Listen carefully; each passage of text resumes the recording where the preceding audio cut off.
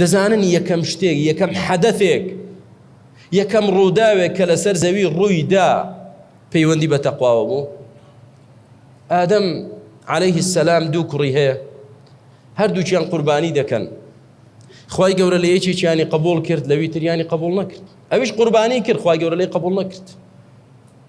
کە لێی قبول نەکرد حەسوودی گرتی بە براکەی وت لە ئەقتولەنەک، وتی من دەتکوژم. بۆچی خوا لە تۆ قبول دەکات لە منی قبول ناکات؟ دەتکوژم. قال إنما يتقبل الله من المتقين.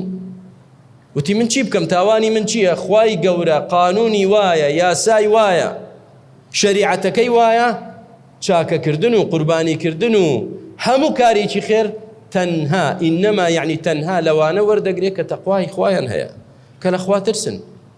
لە خوا نەترسی و کەسێکی ڕیاباز و کەسێکی ناخپیزبی خوا لێت وەرناگرێت. تاوانی من چییە؟ طبعا ئەمە براکەی کوشت لەسەر چی؟ لەسەرەوەی کە خوا عیبادەتی ئەوی قبول کرد و هی ئەمی قبول نەکرد. ئەمە بەردەوامە تا ڕۆژی قیامەت. بەڕێزەکانم، کەسانێک کە دەدۆڕێن لە ژیاندا، دەدۆڕێت، ناتوانێت پێشکەوێ، ناتوانێت سەرکەوێ، ناتوانێت هیچ دەستکەوتێک بەدەست بێنێ، ناتوانێت لە دڵی مسلمانان و ئیمانداران خۆشەویست بێ، دەڵێ لە ئەقتولەنەک. تەواو، بۆچی من وەکو تۆ نابم؟ لە ئەقتولەنەک، دەبێ من تۆ بکوژم. ئیما یەقتل شخصه و ئیما یەقتل شخصیەته. جایا دەست دەکا بە کوشتنی ڕاستەوخۆ ڕێک خوێنی دەڕێژێ، یا کەسایەتی دەکوژێت.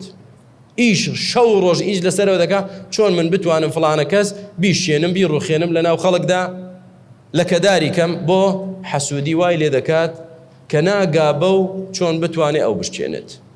براکانم، تەقوا نەبێت ژیانمان هیچ سوودی نابێت، بەختەوەر نابی لای پەروەردگارت، خوای گەورە هیچ شتێک لێ قبول ناکات.